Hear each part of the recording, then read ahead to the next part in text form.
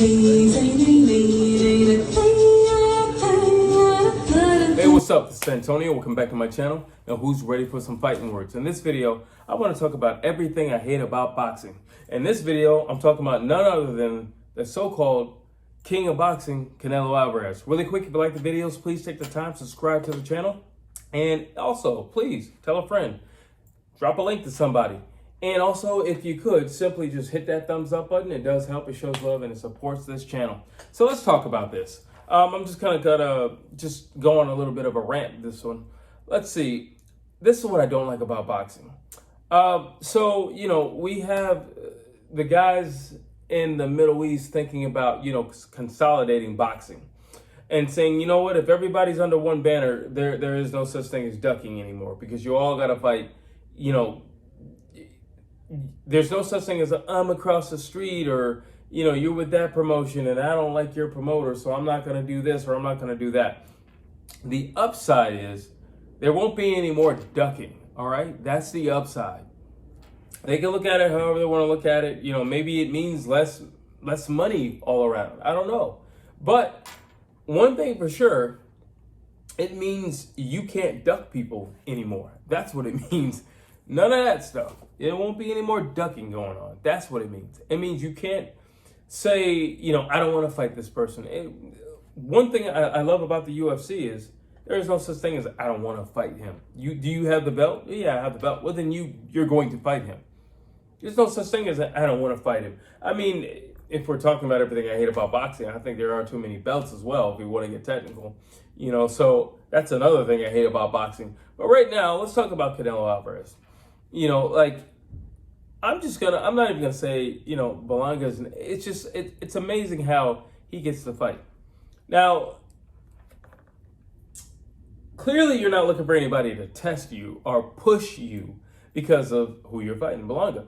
So he's not gonna push you. He's certainly not gonna test you. He's just, the only thing that he brings to the table is the right amount of crazy and, you know, a whole lot of self-belief. In other words, in terms of marketing and promotion, he's going to sell this thing because he's going to be the only one in the room believing that he's going to knock out Canelo. But because of his self-belief, he's going to help sell this thing. And everybody needs an enemy, you know, everybody needs a foe, and he's a perfect one. So it's just like, all right, sure, for that purpose, fine. I mean, if you want to do that down the road, okay. I mean, I'm not a fan of it, but okay. If you want to use him as an exit strategy, sure. Not even okay, but sure, that makes sense. But to sit here and say like he's the guy who deserves this shot, no, he doesn't. He's the guy who's earned the shot, no, he hasn't. So where does this guy come from? What makes him so special that he's the one who needs to be in the ring with Canelo? We have David Benavidez. That's the guy. He is the guy. He's the roughest, toughest Mexican fighter right now. He's the guy. He is the monster. He's the real monster. Like, and it's a crying shame that no matter what David does, moving up in weight or taking on the guys that nobody wants to take on, Demetrius Andrade, taking on the guys that nobody wants to take on and beating them, you would think that would, you know, make sense in some alternate universe that he would be the guy next up for Canelo. You would think, right? You would think the fact that he's no longer even calling out Canelo. It's just like, you know what, for what? Because maybe it's the fact that I'm the one doing it. Listen, I've said this before and I'll say it again. We the people, we are the one who buy these fights. We are the ones who pack the arenas. We have the power. Us purchasing pay-per-view, us going and buying tickets, that gives us leverage. That gives us the power. Okay, this is a democracy. And we pick and choose, you know, who we're going to support. If we support this fight with Canelo and Belanga, well, then Canelo's just going to keep doing this dance and run around over and over and over again, and there's nobody to check him. He's not going to get checked in terms of promotion because, you know, they just ride his coattails. So there you have it right there. And, you know, like, there's no other way to force his hand other than saying that we the people, we have the power, and we the people, we can force his hand and say, you know what? Listen, how about this? If your next fight doesn't sell anything, I think you'll listen to us, and I think you'll listen to the demands of the people. Okay? If your fight doesn't sell anything, if you can't sell out the arena, then you'll have to listen. Because it's like, oh, why didn't I sell the arena? Because that's not who we want to see you fight. Why should I pay my hard-earned money to watch a fight that isn't deserving, no one's asked for, nobody is calling for, and we already know the outcome? If we already know the outcome, what is the sense in doing it? It makes zero sense.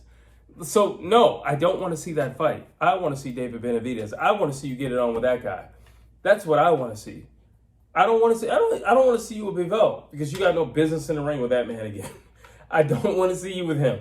I either want to see you with Terrence Crawford, or I want to see you with David Benavidez. Those are the fights that make sense.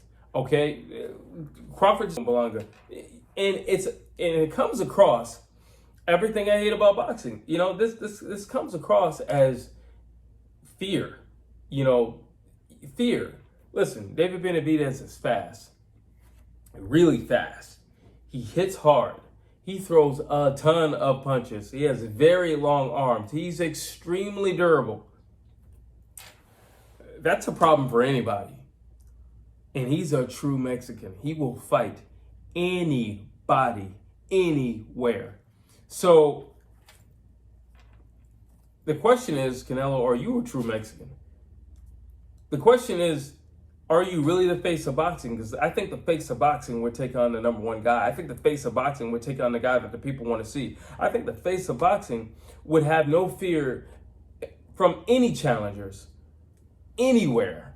If they're from a smaller weight class, Terrence Bud Crawford, or, you know, the guy who's actually been in your weight class, David Benavidez, you know, like, you would have no fear. You would fight them. You would fight. But Belanga, come on. We all know you're going to smoke. Everybody knows Canelo's going to smoke it. Everybody knows that. If Belanga makes it to round 7, I'm impressed. And if, in my eyes, if Belanga makes it to round 7, he's a champion in my heart. Because there's no way he's making it to round 7. There's no way. He makes too many mistakes. He's way too emotional. He's way too open in his defense. He doesn't follow up in anything. He oversteps when he punches. There's a lot of things that he does wrong. You look at a guy like Canelo, he's going to pick that bone. Every shred of meat on that bone, he's going to rip it off. He's literally going to rip it off. So this is what I hate about boxing, that there's nobody to govern this fight, that there's nobody to put their foot down and say, no, you're not going to fight this guy.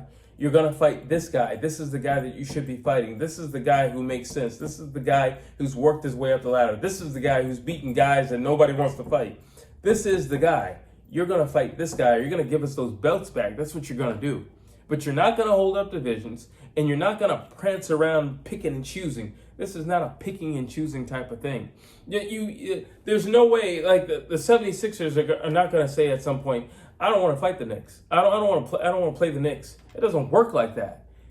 It doesn't work like that. There's a ranking system. It literally doesn't work like that. But for Canelo, it seemingly works like that. And that's where you, the consumer, and myself, fellow consumer, that's where we come in. And that's when we put our foot down. And that's when we use our dollars, because we're the ones who pack arenas and we're the ones who buy pay-per-view. That's when we use our dollars and say, you know, I'm not going to pay this time. I'm not going to go to the fight this time. No, I'm not going to go. No, I'm not going to go. I'll wait. I'll wait for the next day. I'll wait for ESPN to tell me what happened. I'll wait for, you know, some ESPN analyst to tell me what happened. Because I'll just wait for social media. I'll wait for Instagram. I'll wait to see that knockout on Instagram, because I guarantee you it's going to be a knockout. I guarantee you Canelo's going to smoke Belanga. It's not even going to be funny. All right, so, and he's going to completely and 100% outclass him. If you think what he did to Jermell Charlo is going to be bad, was bad, it's going to be worse here, because at least Jermell Charlo does have skill. You look at Berlanga, he's just a tough dude who's durable, and he's got a ton of heart. That's all he is. When you break him down to his basic core of fundamentals in boxing, he's not that guy, and he's not that nice. But you're going to find out when Canelo gets his hands